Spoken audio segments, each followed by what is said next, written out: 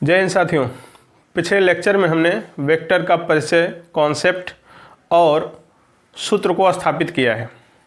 ठीक, आज के लेक्चर में वेक्टर जो आईआरटी और पॉलिटेक्निक में है उस पर की जो भी सवाल बनता है उसे देखेंगे, सवाल उसका पूरा, और पिछले क्लास का कुछ ब्रीफिंग कर देते हैं जिससे कि कुछ लोग सीधे आ गए हैं इस लेक्चर पर तो उन्हें भी न्यूमेरिकल समझ में आए। ठीक है, तो समझिए, ए व बी दो वेक्टर दिए हैं, उनके बीच का कोण कुछ दिया है थीटा। तो उनको जब जोड़ते हैं तो उनका जो रिजल्ट आता है उसका मैग्नीट्यूड मतलब केवल लंबाई, मतलब परिमाण। ठीक है, तीर की लेंथ मैग्नीट्यूड कहलाती है। तो उसका जो मैग्नीट्यूड, देखो ऊपर तीर नहीं लगाया, वेक्टर नहीं होगा, वेक्टर होगा तो उसमें दिशा भी आ जाएगी। मैग्नीट्यूड बता रहा है, अर्थात ये जो जोड़े हैं तो यहाँ से लेकर यहाँ तक ये तीर की लंबाई, ये तो आर पूरा है, वेक्टर आर मतलब दिशा भी है, ये दिशा भी बता रहा है, इसके बीच कुछ कोण होगा, ये दिशा भी बता रहा है। वेक्टर ए प्लस वेक्टर बी, ये सिंबल है कि दोनों जोड़े गए हैं। वेक्टर आर ये बता रहा है कि वेक्टर ए और वेक्टर बी जोड़े गए हैं। ठीक, कौन सी विधि से? त्रिभुज विधि से। त्रिभुज विधि में क्या होता है पता है? त्रिभुज विधि में होता है कि किसी एक वेक्टर के हेड से अगले वेक्टर के टेल को जोड़ा जाता है। जैसे देखो, वेक्टर ए का हेड वेक्टर बी के टेल से जुड़ा है। ठीक, और जो रिजल्टेंट होता है, परिणामी होता है इन दोनों का जोड़ का जो रिजल्ट आता है, उस रिजल्ट का टेल पहले के टेल से और उस रिजल्ट का हेड दूसरे वाले के हेड से जोड़ते हैं, जैसा कि दिखाई दिया होगा। तो इस प्रकार भी हम एडिशन करते हैं।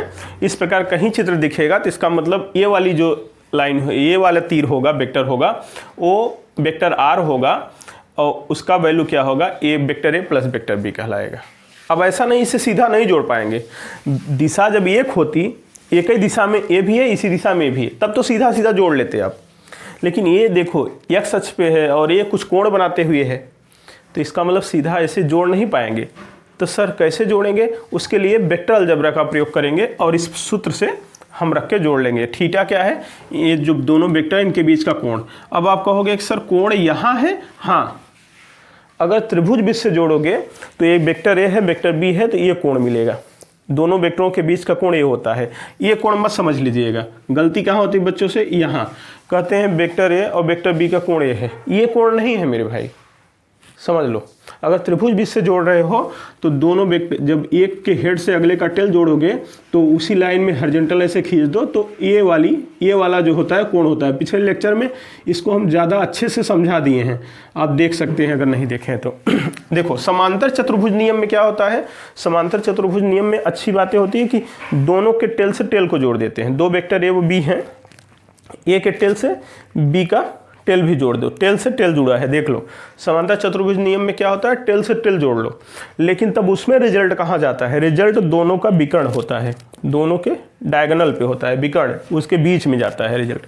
बीच मतलब इसके और इसके अंदर कहीं भी रहेगा, ये नहीं बीचों बीच नहीं बात कर रहे हैं। बीचों बीच तब जाएगा जब दोनों समान वेक्टर होंगे। ए और बी अगर इस प्रकार से जोड़े हो समांतर चतुर्भुज नियम से, मतलब टेल से टेल जोड़े हो, तो उनके बीच से अर्थात उनमें से, उनके अंदर से कहीं से भी इसे डायगोनल बना दोगे, विकर्ण बना दोगे, तो क्या कहलाएगा? दोनों का रिजल्ट कहलाएगा, दोनों के जोड़ का रिजल्ट होगा, उसका वैल्यू भी ए प्लस बी आएगा।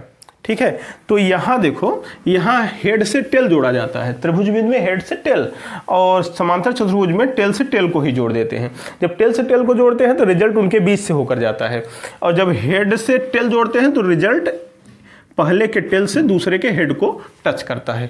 अब बातें समझ में आई?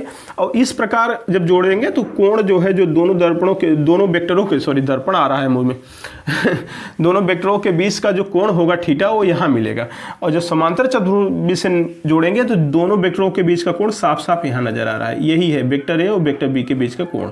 ठीक है, यही थीटा है, टोटल कोण क्या है? थीटा है। अब समझ में आ गई बात? अच्छी बात है। अब दोनों के लिए रिजल्ट निकालें। अगर पर जो परिणामी आया, इसका परिणामी का परिमाण निकालना है। परिमाण मतलब तीर की लंबाई, यहाँ तीर की लंबाई, यहाँ तीर की लंबाई। इसके लिए एक फार्मूला है, ये कैसे आया मैं पिछले लेक्चर में बताया था। आर बराबर कर्ण में a square plus b square plus 2ab cos theta. R क्या है? वेक्टर है? नहीं, परिमाण है। ए क्या है? क्या वेक्टर ए है? वेक्टर ए है? नहीं, उसका परिमाण है। परिमाण मतलब यहाँ से यहाँ तक लंबाई है, यहाँ से यहाँ तक लंबाई है। परिमाण बताए थे, इसका माड ले लो तो वही ये होता है। जैसे मान लो कोई कहा 10 मीटर पूर्व, तो इसका मतलब ये 10 मीटर जो है यही ए है, ठीक है। माड ऑफ ए बोलो या ए बोलो, और पूर्व क्या है, वो ए का एफ है, दिशा बताता है। ये पिछली क्लास में मैं समझाया था। अच्छा, तो केवल परिमाण का यहाँ खेला हो रहा है। जो यहाँ है वो परिमाण में तीर की लंबाई, बी के तीर की लंबाई धन 2 गुणे ए के तीर की लंबाई, बी की तीर की लंबाई कास थीटा, कास दोनों के बीच का कोण ए होता है। अच्छी बात है सर। अब दो वेक्टरों के बीच का कोण अगर निकालना हो तब भी यहाँ से निकाल सकते हैं। आर दिया होगा, ए दिया होगा, बी दिया होगा, थीटा आ जाएगा। अच्छी बात है। और थीटा और ए भी दिया है तो आर आ जाएगा, ये भी बात है। हाँ सर, लेकिन अगर एक बात, एक कोण और होता है, वो भी देखिए। आर रिजल्टेंट जो है, परिणामी जो है, ए पहले जो वेक्टर लगा है वेक्टर, उसके साथ भी एक कोण बनाता है जिसे हम अल्फा कहते हैं। जिसके साथ परिणामी का टेल जुड़ा होता है उसके साथ भी एक कोण बनाता है, उसे अल्फा कहते हैं। यहाँ भी देखो, यहाँ जो परिणामी है रिजल्ट, वो भी इसके साथ एक कोण बना रहा है, इसे भी हम अल्फा कहते हैं। देखो, तो अगर परिणामी क्षैतिज वेक्टर के साथ अल्फा कोण बनाता है तो यहाँ देखो, यदि परिणामी आर क्षैतिज वेक्टर क्षैतिज है ना, हाँ, क्षैतिज वेक्टर ए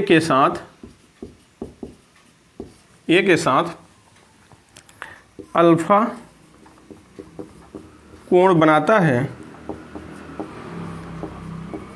तो मतलब इसकी दिशा, तब अल्फा बताएगा क्या, तो tan अल्फा बराबर, दोनों के केस में tan अल्फा कैसे निकालोगे, देखो जो क्षैतिज है उसे छोड़ दो, बी के साथ साइन थीटा लगाओ, जो दूसरा वाला है जिसके साथ कोण बनाया उसे छोड़ दो अभी, ठीक है, और दूसरे वाले के साथ साइन कास खेलेंगे।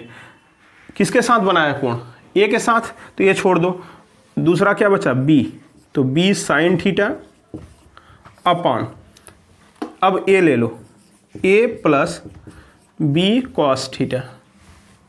अब ये कहोगे कैसे आया, तो पिछले क्लास में प्रूफ किया हूँ।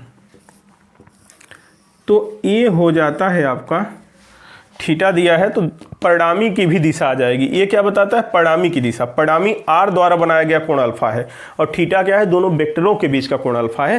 पहले कोण क्लियर कर लो, क्योंकि दिशा ही इंपॉर्टेंट होती है सर इसमें।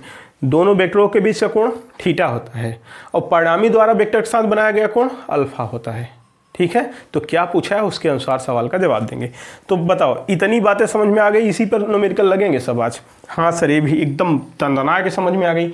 एक बात और यहाँ समझा देते हैं, फिर न्यूमेरिकल पे आ जाते हैं। देखो, एक बात और ये, यदि वेक्टर ए का परिमाण बराबर वेक्टर बी का परिमाण हो, मतलब समझ रहे हैं, जितना बड़ा तीर की लंबाई वेक्टर ए की है उतना ही बड़ा तीर की लंबाई वेक्टर बी की हो, चाहे यहाँ दोनों स्थान पे देख सकते हो। दोनों के तीर की लंबाई बराबर हो, परिमाण बराबर है, या इसे ऐसे भी कह सकते हैं, या ए बराबर बी लगा दो। भाई वेक्टर ए को क्या कहते हैं, ए माड में अगर है तो, अब वेक्टर बी को माड में लिखोगे तो उसे बी कहेंगे, या यहाँ न लिखकर यहाँ भी लिख सकते हो, ठीक इसके नीचे ए बराबर बी, अर्थात दोनों क्या है, बराबर हैं, समान हैं, अर्थात दो वेक्टर के परिमाण बराबर हैं, अर्थात दो सदिशों के परिमाण बराबर हैं, परिमाण बराबर हों। ध्यान देना, परिमाण समान हो, सदिश समान नहीं हो, परिमाण, सदिश समान होगी तो एक ही दिशा होगा, लेकिन दिशा नहीं कर रहा है, परिमाण बराबर कर रहा है, ठीक है। वेक्टर ए वेक्टर बी के बराबर नहीं है, उसका मैग्नीट्यूड बराबर हो, तब यहाँ मैग्नीट्यूड बराबर कर दो, बी के स्थान पे ए रख दो। तो ऐसे केस में हमने वहाँ प्रूफ किया था, एक फार्मूला निकला है, आर बराबर 2a cos थीटा बाई 2, पिछले लेक्चर में ये प्रूफ किया है। बस इतने से हमारा हर काम हो जाएगा। छोटा सा नन्हा सा मुन्ना सा एक काम और हमने आपको बताया था, वो भी हम लिख देते हैं यहीं। और इसके बाद आ जाते हैं क्वेश्चन पर, क्योंकि ब्रीफिंग हो गई इस क्लास की। एक नोट बताए थे कि ए माइनस बी से जो परिणामी होगा वो बड़ा हो या बराबर होगा और ए प्लस बी से छोटा या बराबर होगा। अर्थात जो भी दो वेक्टर के परिमाण दिए होंगे उनको एक बार अंतर ले लो और एक बार जोड़ दो। जो अंतर का वैल्यू आए वहां से जोड़ने पर जो वैल्यू आए वहीं तक परिणामी का परिमाण होगा, अर्थात आर का वैल्यू होगा। आर का वैल्यू क्या आएगा? जैसे मान लो 8 और 10 न्यूटन के फोर्स लगे हैं, तो 8 में से 10 निकालो, एक बार घटाओ तो 2 न्यूटन आया, और 8 में 10 जोड़ो 18 न्यूटन आया। तो 2 से 18 न्यूटन तक आर हो सकता है। आर का मान 2 से 18 न्यूटन। आर का मान कहाँ से कहाँ तक हो सकता है किसी भी वेक्टर में, उसको ये बताता है। ये कहाँ से आया था? ये भी पिछले क्लास में हम समझाए थे। ठीक है, तो आज यही हम इसी पर सब सवाल चल रहे हैं लगाने। फिर घटाना, वेक्टर के घटाने करेंगे, उस पर भी बताएंगे सवाल। पहले इसको तुरंत स्क्रीनशॉट ले लो और इस पर क्वेश्चन शुरू करते हैं। ये दो बल जिनमें प्रत्येक का मान 3 न्यूटन है, इस प्रकार लगे हैं कि उनके परिणामी बल का मान भी 3 न्यूटन है। तो दोनों बलों के बीच का कोण क्या होगा? आपको क्या समझ में आ रहा है? जो दो सदिश हैं, जो फोर्स क्या है? सदिश है। बल क्या है? सदिश है। उनका परिमाण बराबर है। दो सदिश के परिमाण बराबर है, क्योंकि 3 न्यूटन जिनमें प्रत्येक का मान 3 न्यूटन, अर्थात F1 का मान भी 3 न्यूटन है, F2 का मान भी 3 न्यूटन है। और ऐसे केस में हम अभी आपको एक फार्मूला बताया कि जब दो सदिश के परिमाण बराबर हों तो उनका रिजल्टेंट परिणामी क्या होता है? 2a cos θ/2 होता है। जहाँ a क्या है? जो दो वेक्टर दिए हैं उनका परिमाण है, जो कि समान है, और r क्या है? उनका रिजल्टेंट है, परिणामी है, और थीटा उनके बीच का कोण है। और पूछ रहा है थीटा उनके बीच का कोण है, पूछ रहा है। मान रख दीजिए रिजल्टेंट कितना है? 3, 2 रहने दो। a का मान क्या है? 3 cos θ/2। 3 से स्वाहा, तो 1/2 बराबर cos θ/2। ये cos 60 का मान होता है। cos 60 बराबर 1/2, तो θ/2 बराबर क्या हो जाएगा? 60 डिग्री। ठीक, तो थीटा बराबर क्या हो जाएगा? 120 डिग्री। आराम से लगा लो, कोई दिक्कत नहीं। IRT 2007 का सवाल है। ठीक, अगला देखो। इस क्वेश्चन देखिए, 12 न्यूटन था 5 न्यूटन के बल अल्फा कोण बनाते हुए कार्यरत हैं। उनका परिणामी 13 न्यूटन है। अल्फा का मान, जो थीटा था उसे अल्फा मान लिया है, कुछ है नहीं, डायरेक्ट रख दीजिए फार्मूले में। ये तो ऐसे ही ले लिए थे हम, सवाल लेने लायक नहीं था, फिर भी ले लिए। a² + b² + 2ab cos alpha रख दीजिए थीटा के स्थान पे, थीटा होता है, अल्फा रख दीजिए। r का वैल्यू कितना दिया है? 13 न्यूटन परिणामी दिया है। 13 बराबर a² 12 के स्क्वायर + b² 5 के स्क्वायर + 2 cos × अल्फा। यही है, दोनों तरफ स्क्वायर कर दीजिए, हट जाएगा। इधर स्क्वायर कर दीजिए, 13 का स्क्वायर प्लस 12 बराबर 144, 5 × 25 169 169। इस एक कड़ी हट जाएगा ना, स्क्वायर कर देंगे तो। हाँ, 12 दूना 24 पंचे 120, कोई मतलब नहीं है, फिलहाल लिख लेते हैं। फिर ये 13 3 में 169, ये भी होता है 169, तो पक्षांतर कर लीजिए। 169 - 169 बराबर 120 cos अल्फा होगा। 190 हो जाएगा, 120 cos अल्फा बराबर, तो cos अल्फा बराबर क्या हो जाएगा? cos अल्फा बराबर सर 0 हो जाएगा। अल्फा बराबर 90 डिग्री, क्योंकि 90 डिग्री पर तो 0 होता है भाई साहब। 90 नहीं है, 90 को क्या पाई के रूप में लिखो तो π/2 लिखोगे, इतना तो आता होगा। ठीक, कोई दिक्कत नहीं सर। इस क्वेश्चन देखिए, ये दो बल सदिशों के परिमाण 6 न्यूटन था 8 न्यूटन है। परिमाण कितना है? 6 न्यूटन 8 न्यूटन, और वे परस्पर लंबवत हैं, तो उनके परिणामी बल का परिमाण क्या होगा? फिर क्वेश्चन नंबर 3 भी बहुत आसान है। दोनों बल दिया है, एक 6 न्यूटन एक 8 न्यूटन। R बराबर करणी में a² + b² + 2ab cos of theta. ठीक, वैल्यू रखो। ए का वैल्यू क्या दिया है? 6 न्यूटन, तो 6 के स्क्वायर प्लस 8 न्यूटन 8 के स्क्वायर प्लस 2 × 6 × 8 cos थीटा का वैल्यू कितना दिया है? 90। लंबवत है ना, तो 90 हो जाएगा। और cos 90 का मान 0, तो भाई साहब यहाँ तक 0, क्योंकि मल्टीप्लाई है, प्लस के उधर 0 हो जाएगा सब। तो 6 छाक 36, 8 ठाई 64, ये कितना हो जाएगा सर? 100 हो जाएगा। हाँ, तो बाहर निकालो 100 को, कितना आ जाएगा सर? 10 आ जाएगा। तो R बराबर क्या हो जाएगा? 10 न्यूटन। कहीं तो होगा, ये है 10 न्यूटन। कोई दिक्कत नहीं सर? लगे हाथ इसे भी देख लो, क्वेश्चन नंबर 4 भी देख लो। क्वेश्चन नंबर 4 में थोड़ा सा अशुद्धि है, बुक ने अशुद्ध लिखा है। आप पकड़िए, 2 समान वेगों का परिणामी वेग भी प्रत्येक वेग के समान है। जीवन में 2 समान वेग के परिणामी वेग समान नहीं हो सकते। 2 समान वेगों के परिणामी वेग सदैव 2 भी होंगे।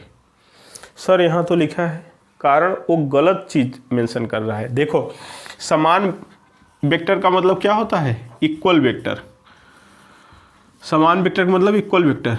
और इक्वल वेक्टर हम पढ़ाए थे आपको, क्या होते हैं? जिनके परिमाण और दिशा दोनों समान होते हैं वही समान वेक्टर होते हैं, तभी उन्हें ए बराबर बी लिख सकते हो। और जिनके दिशा एक ही हो, इसी दिशा में दूसरा वेक्टर भी है, तो ऐसे ऐड कर देंगे तो ये भी है, भी है, 2 भी हो जाएगा ना। बात समझ रहे हैं कि नहीं? तो समान वेक्टर नहीं, इसे लिखना चाहिए 2 वेगों के परिमाण समान है। 2 वेगों के परिमाण समान है। समझ में आया बात? ये चीज़ है, समान वेक्टर नहीं, समान वेग नहीं होने चाहिए। तो 2 इसे ऐसे लिखना चाहिए, 2 वेगों के परिमाण समान है। परिमाण समान मतलब लेंथ समान है, दिशा नहीं है समान। दिशा कुछ भी हो सकती है। जब परिमाण की बात की जाती है तो केवल लेंथ की बात की जाती है, मैग्नीट्यूड तीर की लंबाई की, दिशा की नहीं। दिशा अलग हो सकता है, और जब दिशा अलग होगा तभी कुछ काम हो जाएगा। अगर दिशा भी एक है और लंबाई भी समान है, तब तो जुड़ जाएगा ना। एक दिशा में जुड़ जाते हैं सब, विपरीत दिशा में घटते हैं। सदिश पढ़ रहे हो, ध्यान देना। तो इस तरह से होना चाहिए, 2 वेगों के परिमाण समान है। तो इसका मतलब समान वाला कंसेप्ट लगेगा। अभी जब परिमाण समान हो तो कौन सा फार्मूला लगता है? R बराबर 2a cos θ/2 हम लगाते हैं फार्मूला। परिमाण समान होता है तो 2 परिमाण समान होते हैं, फार्मूला समान है। दोनों वेगों के मध्य कोण क्या होगा? अब ये कह रहा है जो परिणामी है उसका रिजल्ट है वो भी उसी में से एक है। अर्थात यहाँ दे रहा है R बराबर a, चाहे वेग लिख दो, वेग लिखना वो भी लिखो, क्या दिक्कत है? हमें कोई दिक्कत नहीं। अर्थात हम वेक्टर के रूप में बता रहे हैं तो सब वेक्टर के रूप में लिख रहे हैं। आप वेग लिखना चाहो वेग लिख सकते हो, ऐसे भी लिख सकते हो। R बराबर 2v cos θ/2 और R बराबर भी, काम खत्म, ऐसे भी लिख सकते हो। हम एक ही रूप में ही लिख दे रहे हैं, कोई दिक्कत थोड़ी है। R के स्थान पे रखो, रिजल्ट में दिया है a बराबर 2a cos θ/2, a से स्वाहा, तो cos θ/2 बराबर क्या हो जाएगा? 1/2। और 1/2 cos किसका मान होता है सर? θ/2 बराबर, ये तो cos 60 का मान होता है, तो 60 हो गया। तो थीटा बराबर क्या हो जाएगा? 120। ऐसा क्वेश्चन अभी फोर्स के में देखे थे आप, अभी किए थे। 120 कहाँ गए भाई साहब? डायरेक्ट उत्तर, चाहे भी करके लगाओ, बात तो वही है। चाहे ये मानो, चाहे भी मानो, चाहे जो मानो, उससे हमसे क्या लेना देना है? हमें तो बस समान मैग्नीट्यूड दिखा, कुछ हो मानो, XYZ हमसे नहीं मतलब। मैग्नीट्यूड समान है, ये वाला फार्मूला लगा देंगे, काम खत्म। मैग्नीट्यूड समान नहीं है, ये वाला फार्मूला लगा देंगे, बस यही तो चल रहा है। और ये मैग्नीट्यूड समान करके यहीं से फार्मूला से भी आया है जो ये फार्मूला है, कोई दिक्कत नहीं है। समझ में आई बात? हाँ, ये बनाओ फिर आगे चलते हैं। ये सवाल देखो कैसा, कब आया है? 2000 में आया है, 2007 में आया है IRT में। तो लगा लो ऐसे ही सिंपल से, इसी फार्मूले पे समान बोले यही फार्मूला मारो, तड़ाक दिया जाएगा। ठीक, जल्दी आ जाएगा। बनाओ इसे। एक क्वेश्चन देखिए 5 नंबर। एक जहाज 12 किलोमीटर प्रति घंटा की गति से 1 घंटा 1 आवर पूर्व में चलती है, फिर दक्षिण की ओर मुड़कर 5 किलोमीटर प्रति घंटा की दर से 1 घंटा तक चलती है। इस काल के लिए जहाज की औसत गति, औसत गति समझते हैं कुल विस्थापन बटे कुल समय बराबर औसत वेग। ठीक है, वही यहाँ पूछना चाहता है किलोमीटर पर आवर में। 12 किलोमीटर 1 घंटा में चलती है तो 1 घंटा पर आवर, तो मतलब 1 घंटे में 12 किलोमीटर। किधर जाएगी? पूर्व। फिर दक्षिण जाएगी 5 किलोमीटर पर आवर, तो 1 घंटा चलेगी तो 5 किलोमीटर जाएगी। तो काम यहाँ हो गया आपका। बता सकते हैं कोई वेक्टर ए है वो कितना आएगा, 12 किलोमीटर पर आवर। अगर हम पूरा ले लें इसे तो 12 किलोमीटर पर आवर किधर, पूर्व। तो इसका मतलब हम पूर्व दिशा में ले लिए, एक 12 आ गया एक वेक्टर ए, और फिर दक्षिण दिशा में 5 किलोमीटर पर आवर, तो 1 आवर में 5 किलोमीटर, 5 किलोमीटर दक्षिण दिशा में ले लिए। एक वेक्टर ए ले लिए हम, मान लो बी ले लिए हम। ये कितना आ गया, बी वेक्टर आ गया 5 किलोमीटर पर आवर दक्षिण। तो इसका परिमाण क्या हो जाएगा, 5 किलोमीटर, 1 घंटे में 5 किलोमीटर जाएगा। ये 12 किलोमीटर आया। ठीक, अब इनको ऐड कर दीजिए, रिजल्टेंट मिल जाएगा, परिणामी विस्थापन। ठीक है, परिणामी विस्थापन तो जोड़िए, जोड़ने का 2 तरीका था, या तो इसको ला के पैरेलली शिफ्ट कर सकते हैं, पिछले क्लास में बताए थे, इसको लाकर यहाँ करके बीच से निकाल दीजिए रिजल्टेंट, या इसको इसी में जोड़ के त्रिभुज विधि लगा दीजिए। तो आइए इसको इसी में जोड़ देते हैं हम, कोई बात नहीं, चाहे जैसे लगा सकते हैं। सर 12 किलोमीटर, 12 वाला बड़ा रहेगा तीर, ठीक है, 12 बड़ा है, और ये 5 किलोमीटर, ठीक है। अब ज़रा बताइए, यहाँ से लेकर यहाँ तक यही तो आएगा परिणामी, दिस परिणामी क्या हो जाएगा, आर। तो ए और ए मिलकर जुड़ेंगे, ए प्लस बी। तो कैसे जुड़ेंगे, बीच का कोण कितना है 90, इनके बीच का कोण 90 रहेगा। तो लगा लीजिए, आर बराबर क्या आएगा, a square plus b square plus 2ab cos 90, क्योंकि बीच का कोण 90 है। अरे इधर से भी 90 आएगा, देख लो, इधर से भी 90 आएगा। तो क्या हो जाएगा, 12 के स्क्वायर प्लस 5 के स्क्वायर, और ये कास 90 जीरो हो जाएगा, 0 हो जाएगा। 12 बढ़िया में 144 प्लस 5 पे 25, 169, इसका नोट 13। ये 13 किलोमीटर आ गया, हाँ या ना। जो रिजल्ट आया वो 13 किलोमीटर आया, यहाँ से यहाँ तक 13 किलोमीटर आया, अर्थात तो यहाँ से यहाँ तक गया। कुल विस्थापन क्या हुआ, कुल डिस्प्लेसमेंट 13 किलोमीटर, और कुल विस्थापन बटे कुल समय इक्वल टू औसत गति। तो औसत गति में ये कुल विस्थापन आ गया, तो औसत गति निकाल सकते हो सर। औसत गति क्या हो जाएगी, औसत गति बराबर कुल विस्थापन 13 किलोमीटर अपान समय, कुल समय का भाग करो। तो कुल समय क्या, 1 घंटा, 1 घंटा 2 घंटे में पहुंचा है, तो 2 का भाग कर दो, 6.5 किलोमीटर पर आवर आ गया औसत गति। देखो कहीं है, हाँ ये है सर, IRT 2000 में आया था। कुछ है, नहीं सर कुछ। ये 6 नंबर क्वेश्चन देखिए, क्वेश्चन नंबर 6 क्या कर रहा है, 6 न्यूटन था 8 न्यूटन बलों का परिणामी नहीं हो सकता। रिजल्टेंट क्या नहीं हो सकता, 6 न्यूटन और 8 न्यूटन का रिजल्टेंट क्या नहीं हो सकता। रिजल्टेंट मतलब आर क्या नहीं हो सकता। आर क्या होता है, कम से कम ए माइनस बी, और ज़्यादा से ज़्यादा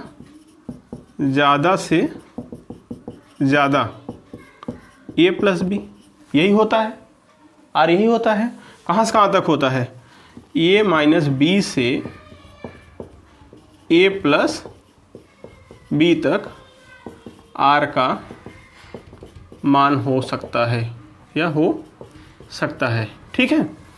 तो इसका मतलब जो दिया है उसको एक बार घटा लेते हैं, एक बार जोड़ लेते हैं, फिर घटाने वाले से जोड़ने वाले तक काम कर लेते हैं। 6-8 का डिफरेंस क्या, 2, इसका मतलब 2 न्यूटन से 6-8 जोड़ दो 14 न्यूटन तक आर होगा, परिणामी होगा। पिछले क्लास में समझाए थे, 2 से 14, जहाँ 2 दिखे, देखो 1 दिखा, 1 होगा क्या, नहीं 2 के नीचे आ रहा है, यही उत्तर हो जाएगा। 10 होगा, 2 14 के बीच आया, हाँ 2 होगा, हाँ 2 है ना, 2 से 14 तक है, 14 है, हाँ होगा। ये सब तो परिणामी हो सकते हैं, ए हो सकता है, यही नहीं होगा। 2 के पहले नहीं होगा, 14 के बाद कोई लिखा होता वो ना होता, लेकिन 2 से लेकर 14 तक होगा। कोई भी इस तरह से आपको रिजल्टेंट देखना हो, 2 अगर वेक्टर दिए हैं, परिणामी दिया है उनका, परिमाण दिया है उनका, और परिणामी आप उसे पूछे कि परिणामी जो है कहाँ से कहाँ तक हो सकता है, रिजल्टेंट कहाँ से कहाँ तक हो सकता है। 2 वेक्टर का मैग्नीट्यूड दिया है, इस तरह से मैग्नीट्यूड दिया रहेगा। कहेगा इसका रिजल्टेंट कहाँ से कहाँ तक होगा, तो उनका डिफरेंस ले लो, अंतर ले लो। जैसे आपसे हम एक क्वेश्चन ऐसे ही कहें कि 7 न्यूटन और 15 न्यूटन, 7 न्यूटन और 15 न्यूटन का परिणामी क्या नहीं हो सकता, क्या नहीं होगा आप बताओ, कहाँ से कहाँ तक होगा ये बताओ। 15 और 7 का अंतर लो, कितना होगा 8। पहले तो 15 में 7 घटा दो, 8 न्यूटन। 8 न्यूटन से 15 7 जोड़ दो, कितना 22 न्यूटन। तो 8 न्यूटन से 22 न्यूटन के बीच इसका आर आएगा, रिजल्टेंट आएगा। 8 न्यूटन भी हो सकता है, 22 न्यूटन भी हो सकता है, इसके अंदर कुछ भी है, सब हो सकता है। लेकिन 8 न्यूटन से कम 7 न्यूटन नहीं हो सकता, 22 न्यूटन से ज़्यादा नहीं हो सकता। बात समझ गए क्या? 100% जी। दो बलों P तथा Q के परिणामी का परिमाण P है, ठीक है, गजब। दो बल P तथा Q के परिणामी का परिमाण P है। वेक्टर P तो नहीं होता, हालांकि परिमाण केवल P होना चाहिए। मतलब माड आप P दे दे तो अच्छा लगता है, ऐसे दे दे या ऐसे दे तो अच्छा है। अब वेक्टर P लिख दिया तो परिणामी रिजल्ट का मैग्नीट्यूड, मैग्नीट्यूड कभी वेक्टर के रूप में तो आता नहीं। अब क्वेश्चन किताब लिख रहा है फालतू। यदि P वेक्टर P को दोगुना कर दिया जाए तो परिणामी Q के साथ कितना कोण बनाएगा। Q के साथ कोण पूछ रहा है, Q के साथ कोण पूछ रहा है। हालांकि इसे शुद्ध कर लो, P और Q रखने दो, ये परिणामी को P कर लेते हैं, ठीक है, P होना चाहिए, ठीक।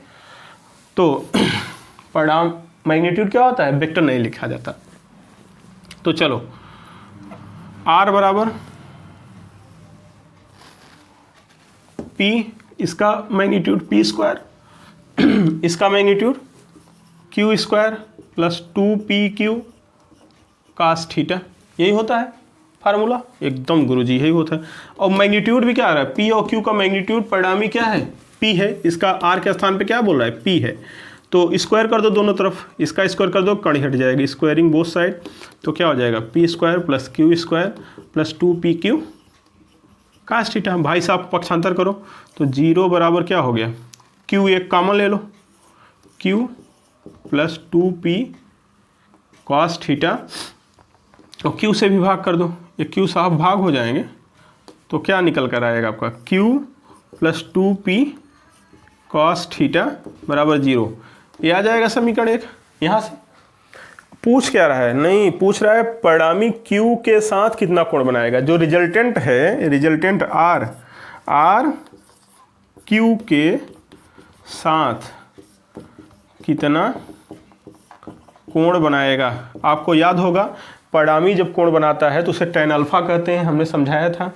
तो tan अल्फा बराबर, याद करो ऐसे बताए थे, A tan अल्फा A था, इस तरह से चाहे इधर कर लो चाहे जहाँ कर लो आपका मन, B था। तो जिसके साथ अल्फा रहता है उसे छोड़ देते हैं, जिसके साथ कोण रहता है उसे छोड़ देते हैं, दूसरे वाले के साथ साइन थीटा लिखते हैं। तो Q के साथ पूछ रहा है तो Q को छोड़ दो, P के साथ साइन थीटा लिख दो अपान, फिर जिसके साथ है उसे लिखो A plus P cos theta लिखते हैं। लेकिन दुर्भाग्य से देख लो सवाल में क्या कर रहा है, यदि दोगुना कर दिया जाए, किसे, P को दोगुना कर दिया जाए, P के नहीं बल्कि उसके क्या लिखोगे, 2P लिखोगे, और ऊपर भी क्या हो जाएगा, 2P हो जाएगा। दोगुना कर दिया ना, P क्या क्या दोगुना। अब देखो, लेकिन यहाँ A के स्थान पे क्या है, Q, A के स्थान पे क्या है, Q के साथ बना रहा है ना, हमने लिखा है AB, वो तो यहाँ क्या बना गया, Q बनेगा, और यहाँ क्या बन रहा है, P बनेगा सवाल के अनुसार, ठीक दिस। अब इसका मान तो यहाँ दिया है भाई साहब, देखो 0, तो 0 रखो, कहानी खत्म यार। 2P साइन थीटा अपन 0, किसी में 0 को भाग करो अनंत, अनंत हो गया। tan अल्फा बराबर अनंत, तो अनंत कब आता है सर, 90 डिग्री पे आता है, 90 डिग्री पर अनंत आता है, tan का वैल्यू 90 डिग्री साहब आंसर। कोई दिक्कत नहीं सर। क्वेश्चन है, यदि वेक्टर P वेक्टर Q परिमाण वाले बलों का अधिकतम और न्यूनतम परिणामी बल 3 संबंधे 1 के अनुपात में हो तब क्या सही है पूछा है, ठीक है, और IIT 2007 में आया है। हालांकि आपको एक बात बता दें कि अगर ऊपर वेक्टर लिखा है तो परिमाण तो होगा नहीं, ये ऐसे होना चाहिए था, ठीक है, और यहाँ भी फिर माड लगा होना चाहिए था, या केवल PQ के रूप में, ऊपर एरो नहीं, एरो लगाओगे तो वेक्टर समान हो जाएगा। बात समझ रहे हैं कि नहीं? हाँ, तो ऑप्शन चेंज कर सकते हैं, ये साहब को हटा दीजिए एरो, या भाई ज़बरदस्ती आप इसे वेक्टर के रूप में मान ही लो, ज़बरदस्ती मान लो कि एक सिंबल दे दिया है, ये मैग्नीट्यूड ही है, मान लो तीर नहीं लगा है, देख रहे हो फिर भी मानो तीर नहीं है, तो तीर नहीं है देखते हुए भी तीर न मानो तो उत्तर आ जाएगा क्या? अधिकतम क्या होता है? आर मैक्स क्या होता है? P + Q हो जाता, जुड़ता है दोनों, पिछले क्लास में सब समझाया है फार्मूला। लेकिन वो कह रहा है परिमाण P है और परिमाण Q है, वो कह रहा है P तथा Q परिमाण है, तो हम वेक्टर लगा के परिमाण लिख दे रहे हैं, क्या दिक्कत है? R मिनिमम क्या होगा? फिर P - Q, ये है वेक्टर नहीं है, परिमाण है बोल रहा है। ठीक है सर, दोनों का अनुपात दिया है, अधिकतम ये होता है आर मैक्स, मिनिमम ये होता है, तो दोनों का अनुपात दे दिया है, देख लो P + Q upon P - Q का अनुपात 3 संबंधी 1 है, क्रॉस मल्टीप्लाई कर लो, P + Q बराबर 3P - 3Q, लो भाई हल कर लो, देखो क्या आता है। चलो इसको इधर लाओ, 4Q बराबर ये उधर जाएगा 2P, तो 2 से कटा दो, P बराबर 2Q, आंसर हो गया है। ठीक है उत्तर तो आ गया, सब कुछ सही है, लेकिन क्वेश्चन इस तरह से नहीं दिया जाना चाहिए, क्वेश्चन इस तरह दिया जाना चाहिए था। ठीक है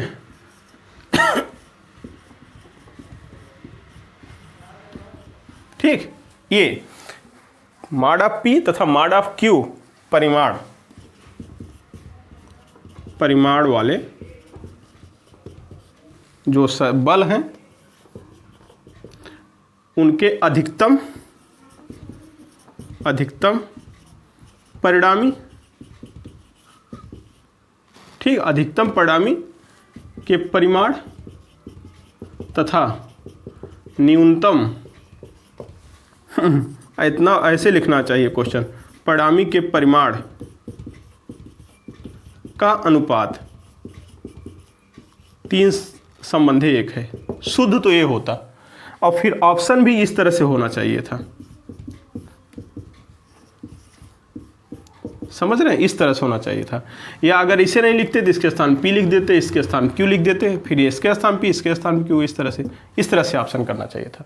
तब परिमाण चूंकि तीर के द्वारा नहीं शो किया जाता, जबरदस्ती मान ले रहे हो तीर ऊपर लगा है लेकिन हम परिमाण कहेंगे इसे, समझ रहे हैं। अगर ये दोनों परिमाण इस तरह से होंगे तो ये भाई दिशा भी सेम हो जाएगी ना, दिशा भी बता रहा है कि देखो 2Q, दिशा भी वही, कैसे जबरदस्ती नहीं, दिशा ये तीर लगा है दिशा भी बताएगा, जबकि यहाँ मैग्नीट्यूड की बात केवल होती है, आर का वैल्यू क्या देता है? मैग्नीट्यूड देता है केवल, परिमाण। तो कोई बात नहीं, फिलहाल जो देखिए ए तथा बी के बीच का कोण अगर थीटा है तो उनके अंतर का परिमाण हमें निकालना है। तो ये फार्मूला तो हम पिछले क्लास में बताए थे, डी बराबर A² करणी में प्लस B², बस जहाँ प्लस था वहाँ माइनस हो जाता है अंतर वाले में, मतलब घटाना है। वेक्टर बी ऊपर दिशा में मान लो दिया है, वेक्टर ए इस दिशा में दिया है, इस तरह से दिशा भी जरूरी होता है, परिमाण भी, लेंथ भी जरूरी है और दिशा भी।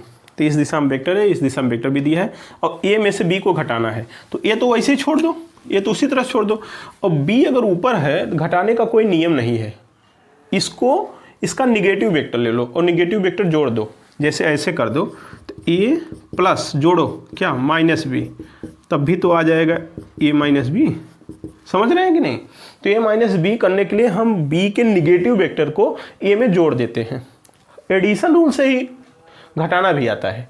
अच्छा सर, तो इसका निगेटिव वेक्टर बताए थे पिछले क्लास में, ऋणात्मक सदिश क्या होता है, सब कुछ समान रहेगा, मैग्नीट्यूड समान रहेगा, बस दिशा जस्ट अपोजिट हो जाएगा। ठीक है, तो अगर इसका निगेटिव वेक्टर लें तो कुछ इस तरह से आ जाएगा, बात समझ रहे हैं।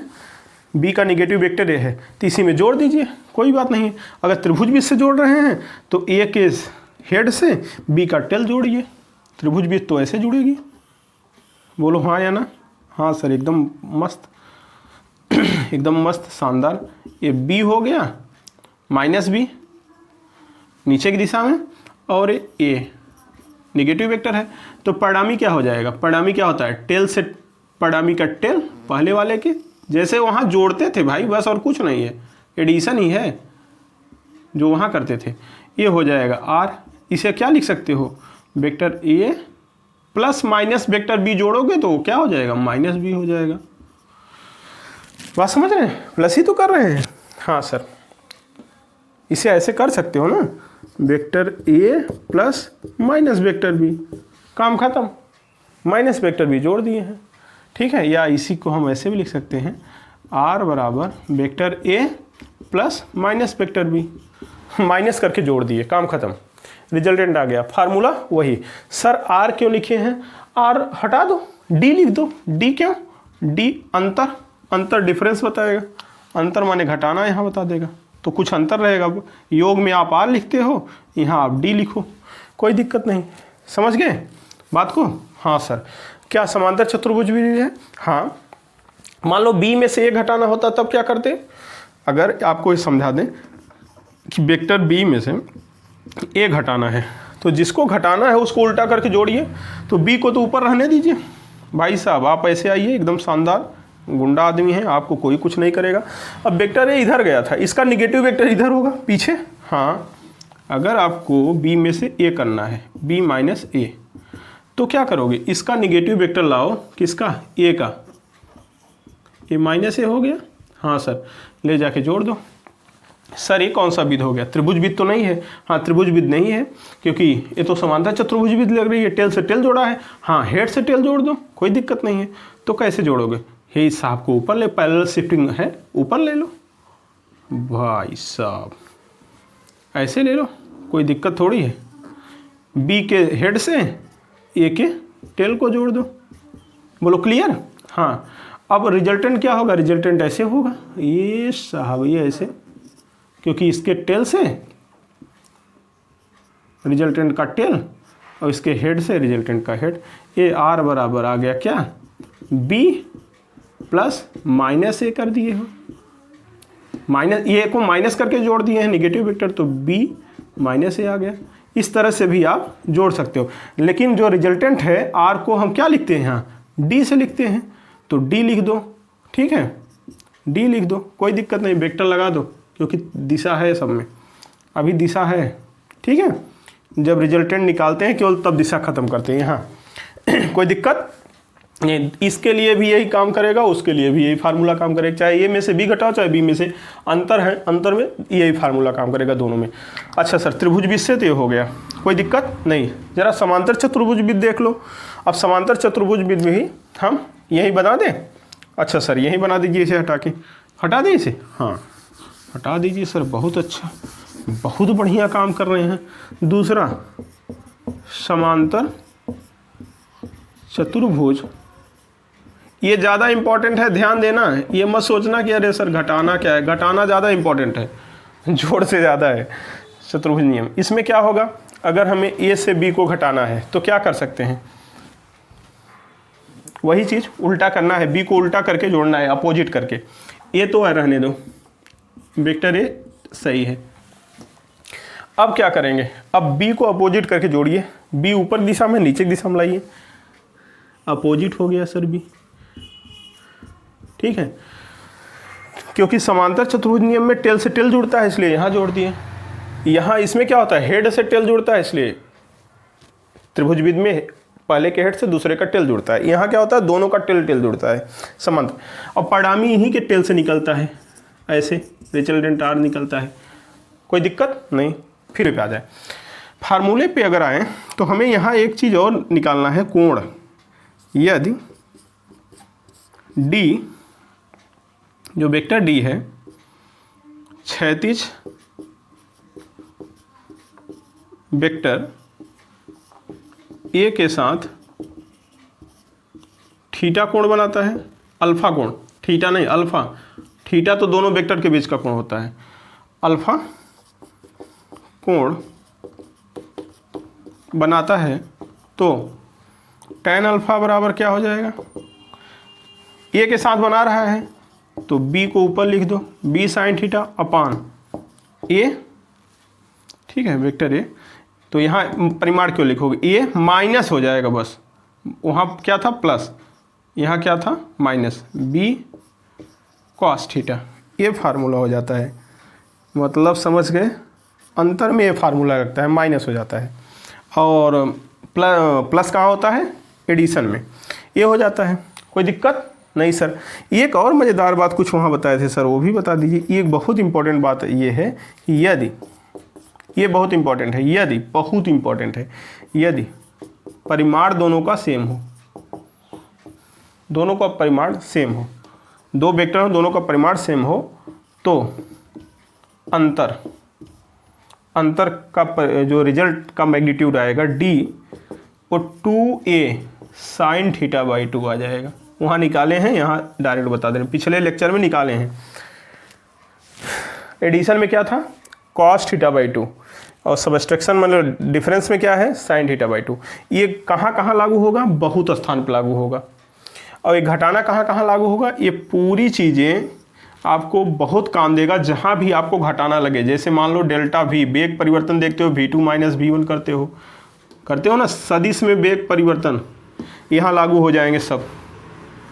ये इस सूत्र से निकालो, इस सूत्र से निकालो, लगेगा समवेग परिवर्तन डेल्टा p बराबर p2 माइनस p1 या p final minus p initial.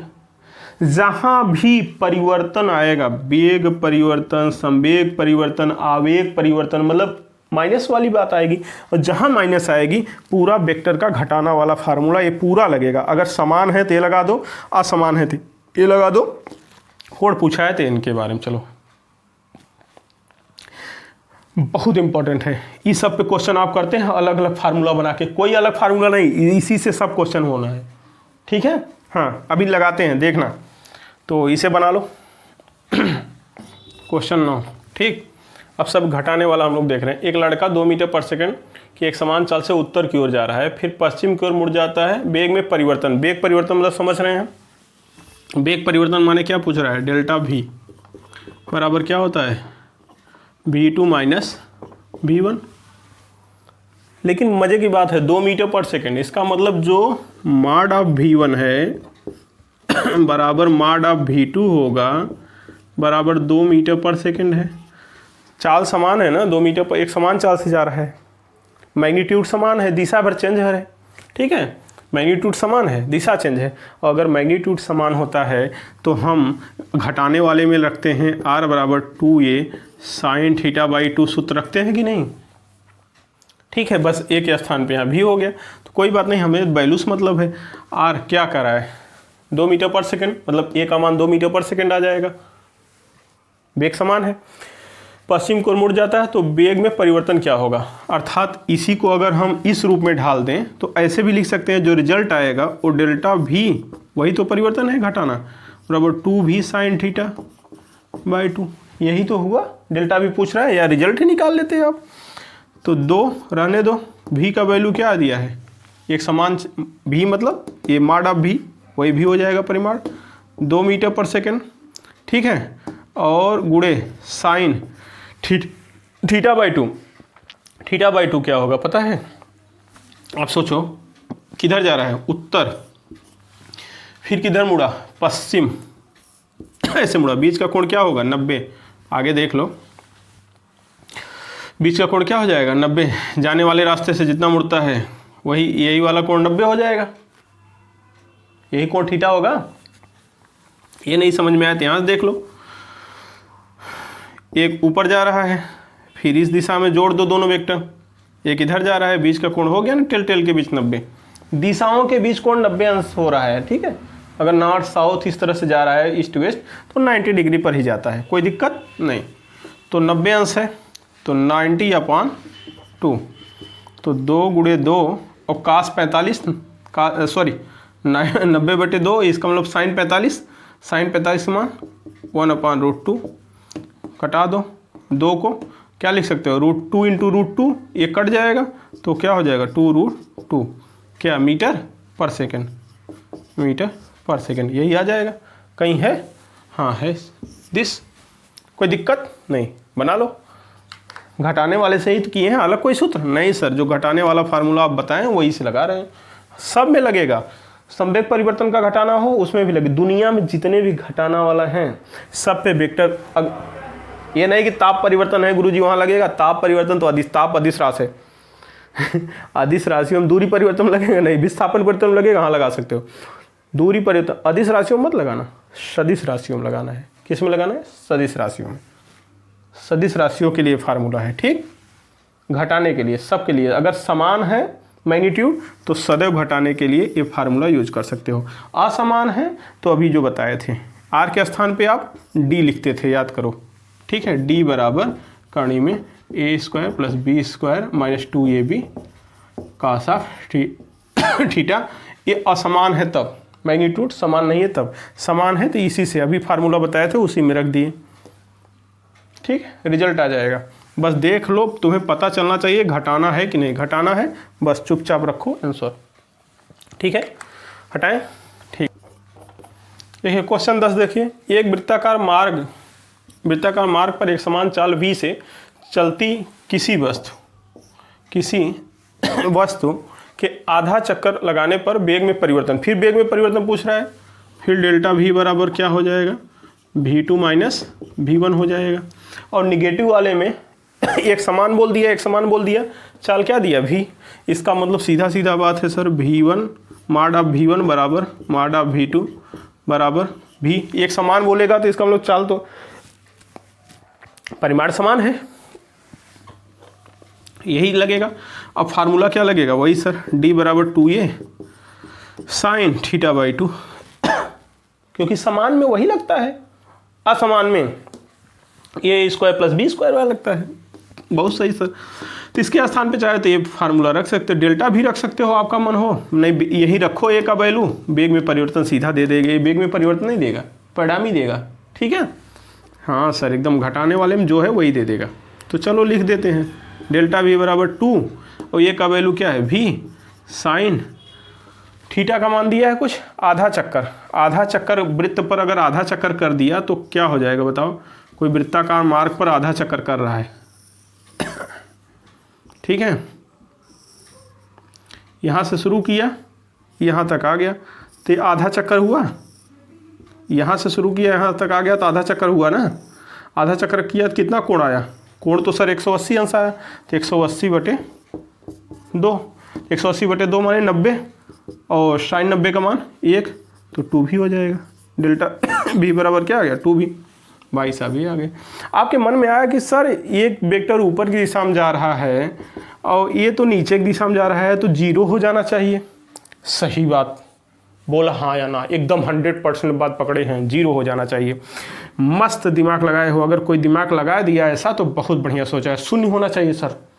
ये देखो आप ही बताए हैं सर कि पैरेलल शिफ्टिंग की जा सकती है, तो अगर इस वेक्टर v ऊपर की दिशा में है और फिर यही नीचे की दिशा में है, मैग्नीट्यूड सेम,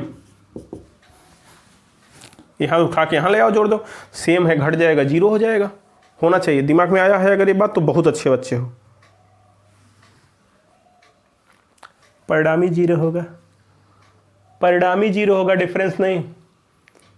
डिफरेंस नहीं, वेग में परिवर्तन क्या है, अंतर पूछ रहा है, कितने का अंतर आ गया। अब कितना हो गया, रिजल्ट कितना आएगा, तब तो रिजल्ट में दूसरा सूत्र लगता है ना, r बराबर 2a cos थीटा बाई 2, ये लगता है ना रिजल्ट में, योग में। अगर इनको योग करना है,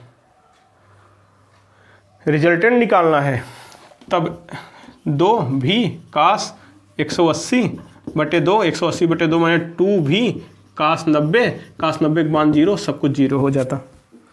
बात समझ गए। अगर योग निकालते इसका, इस समय रिजल्ट निकालते क्या होगा, रिजल्ट 0 होगा, लेकिन परिवर्तन क्या हुआ, परिवर्तन 2v, क्योंकि परिवर्तन में माइनस वाला लगेगा, ठीक है। अब समझ गए होंगे कि क्यों 0 नहीं होता, समझ गए। हाँ, तो ये बात ध्यान देना कि क्या पूछ रहा है। अगर योग पूछ रहा है, परिणामी पूछ रहा है, परिणामी तो आपका 0 हो जाएगा। परिणामी का मतलब योग ही होता है, ठीक है। डिफरेंस पूछ रहा है, पर अंतर वेग में परिवर्तन पूछ रहा है, तो इस सूत्र से लगाएंगे, डिफरेंस अलग सूत्र लगेगा, ठीक, बताए तो थे। तो चलो ये हो गया होगा। इसको देखते हैं 11 नंबर। सर 11 नंबर क्या है? 11 नंबर तो बहुत आसान है। 11 का यदि दिस बराबर दिस, मतलब एक बार एडिशन बराबर सबट्रैक्शन, मतलब जोड़ बराबर घटाना है, मैग्नीट्यूड है। तो इसका मतलब क्या है? जोड़ का आर बराबर डी, आर बराबर डी ऐसे कर सकते हो, आर बराबर डी कर सकते हो। जोड़ के लिए आर कहते हो, घटाने के लिए डी कहते हो। काम खत्म। करने का मतलब यही है ना, आर बराबर डी। और इसका वैल्यू क्या लिखते हो? सर इसका वैल्यू तो ये लिखते हैं a square plus b square plus 2ab cos of theta लिखते हो ना। हाँ, डी का वैल्यू क्या लिखते हो? रख दो a square plus b square plus minus minus minus minus 2ab cos theta. अरे दोनों तरफ करनी हटा दो, स्क्वायर करके दोनों तरफ हटा दिया sir. A square plus b square plus 2ab cos theta, a square plus b square minus 2ab cos theta. भाई साहब कटिंग कटिंग कटिंग, इसे पक्षांतर करो। 4ab कास थीटा बराबर 0। क्या है? तो कास थीटा का वैल्यू क्या आ गया? कास थीटा बराबर 0 आ जाएगा। तो 0 कब आता है? सर 0 तो हीरो के समय आता है। तो थीटा बराबर 90 पे 90 रखोगे तभी 0 होगा। 90 का मान हो गया। भाई साहब उत्तर हो गए। कुछ है क्या? नहीं, फालतू बकवास है। बकवास है। ठीक है, 12 नंबर देखा जाए। चलो इसे बनाओ। तो 12, एक व्यक्ति 60 अंश उत्तर पूर्व में 80 मीटर चलता है। उसने पूर्व की ओर कितनी दूरी तय की? अब कंपोनेंट घटक जो बताए थे पिछले क्लास में, घटक किसी वेक्टर को दो घटक में तोड़ा जा सकता है। अगर देखो ए एक्स अच्छा है, एक बार हल्का सा ट्रेलर दे रहे हैं, ए वाई अच्छा है। अगर कोई इस दिशा में जा रहा है तो उसके घटक नहीं हो सकते, कोई इस दिशा में जा रहा है तो उसके घटक नहीं हो सकते, कंपोनेंट नहीं हो सकते वेक्टर के कभी जीवन में। ध्यान देना, एक्स की दिशा में जा रहा है फिक्स है ना, एक्स की दिशा में जा रहा है तो उसके घटक नहीं, वाई दिशा में जा रहा है तो उसके घटक नहीं। लेकिन यदि कोई वेक्टर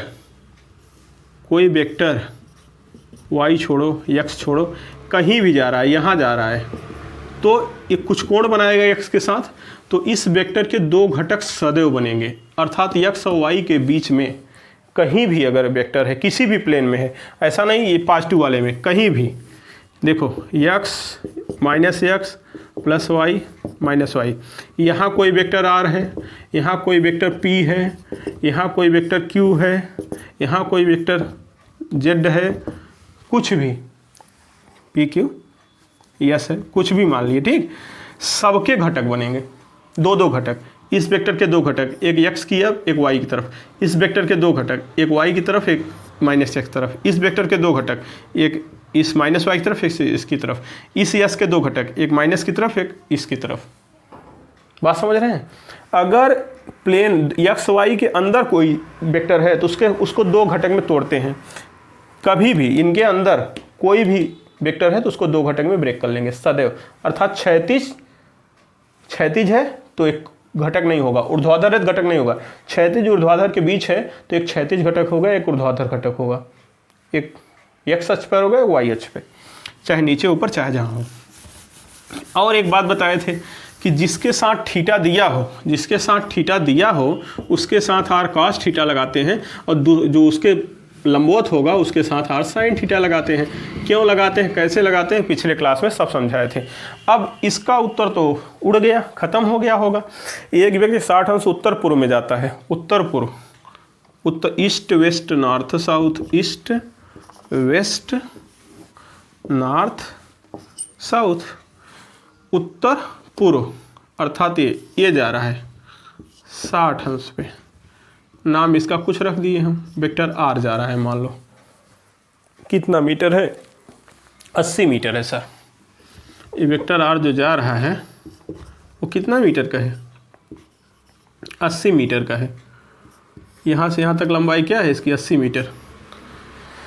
तीर की लंबाई क्या होता है, परिमाण, वही दिया है, परिमाण 80 मीटर है सर।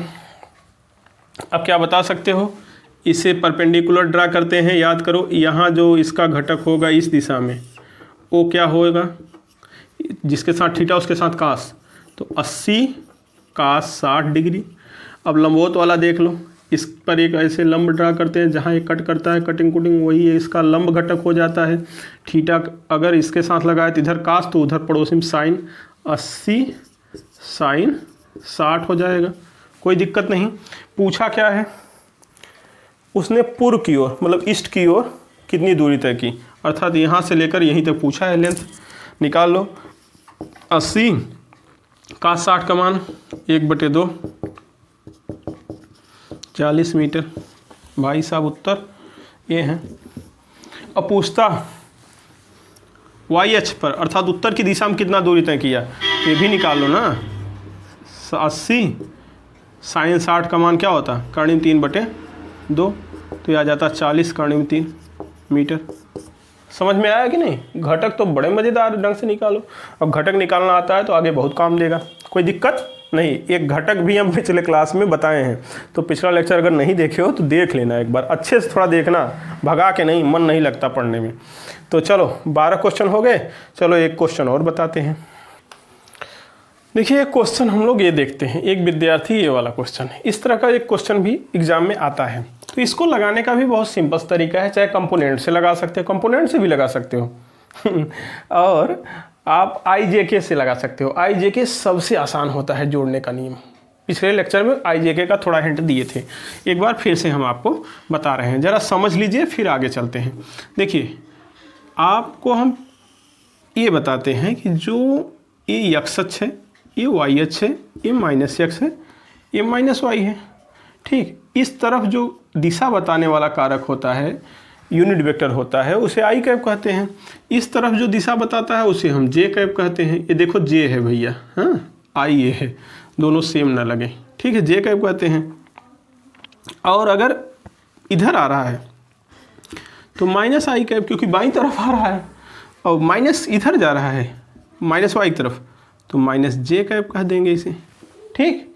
हाँ ठीक इसी तरह से दिशा वाले में देख लीजिए, सेम दिशा भी तो वही है, east west north south, same बात है कि नहीं। इधर जाएगा तो आई कैप, इधर जाएगा तो जे कैप, इधर आएगा तो के कैप, इधर जाएगा तो माइनस आई कैप, ठीक है। के कैप कहाँ हो गए भाई साहब, माइनस जे के, मतलब हवा में कोई जाएगा तब, जब हवा में जाता है तब 3D लगता है, ठीक है।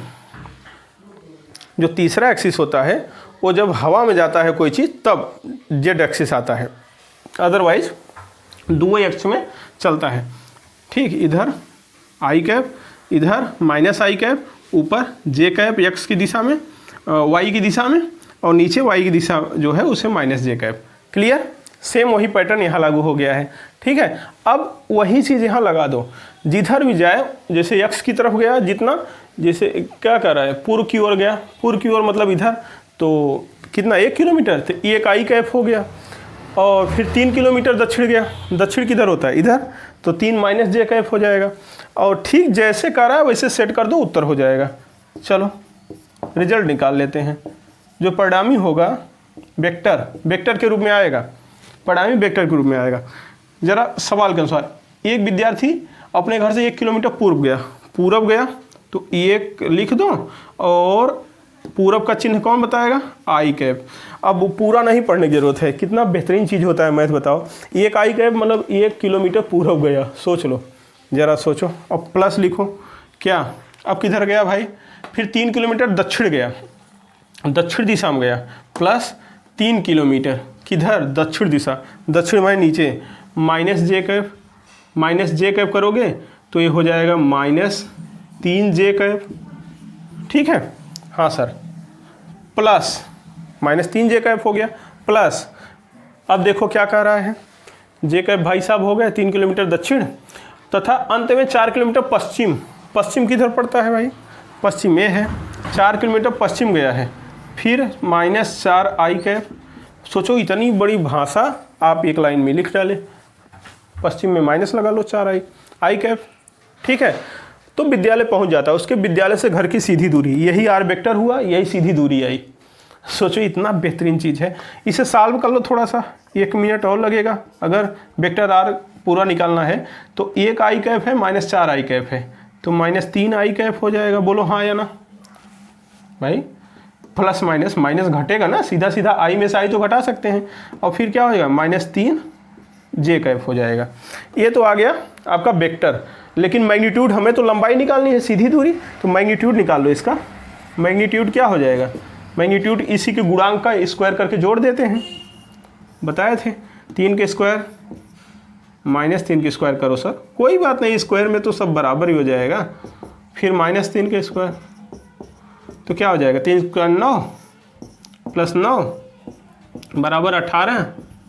इसका मतलब क्या हो जाएगा, 3 त्रिका 9 दूनी 18, 3 कड़ी में 2, मात्रक क्या होगा किलोमीटर, तो किलोमीटर लगा दिए, 3 कड़ी में 2 किलोमीटर, कहीं होगा भाई साहब, ये है, कोई दिक्कत नहीं। ये आई जे के बहुत आसान होता है, जिस दिशा में कहे बस इसी दिशा में पकड़ लो। एक्स डायरेक्शन में ईस्ट वेस्ट कहे तो इधर बस वही एक्स वाई जेड ही है, बस इधर आई, इधर -i, ऊपर जे, नीचे -j, east west north south सब है। जितना किलोमीटर कहे उसके साथ बस डायरेक्शन लगाते जाओ, ईस्ट जा रहा है तो आई कैप, और जहाँ जा रहा है वैसे करके हल कर लो, आंसर हो जाएगा। मैग्नीट्यूड निकाल लो लास्ट में, ये तो वेक्टर के रूप में आया, इधर मैग्नीट्यूड आ गया। कोई दिक्कत बिल्कुल नहीं सर, कोई दिक्कत बिल्कुल नहीं है। अगर आपसे पूछे कि कहाँ पड़ेगा इसका रिजल्टेंट, किस दिशा में, तो दिशा भी बता सकते हो, किस कोण पर पड़ेगा वो कोण भी बता सकते हो। कैसे सर, ऐसे, आओ बताएं, आओ आओ आओ बताएं। ये देखो रिजल्टेंट ये आया ना, हाँ सर बता दीजिए, ईस्ट वेस्ट नॉर्थ साउथ। अब जरा बताओ -3i किधर पड़ेगा, सर इधर इधर इधर इधर इधर इधर क्या हुआ 3, इधर 3 आया, हाँ सर। -3 जे किधर पड़ेगा, सर इधर, एक वेक्टर इधर -3 इधर पड़ा, तो बताओ एक वेक्टर इधर गया है, एक वेक्टर इधर गया है, तो दोनों का परिणामी इधर ही आएगा, समांतर चतुर्भुज नियम। हाँ सर। अब बताओ इसको जोड़ दो जरा सा, इसका मतलब समझ गए, चाहे एक कोण बता दो पूछे, चाहे ये कोण, जो कोण पूछे बता दो।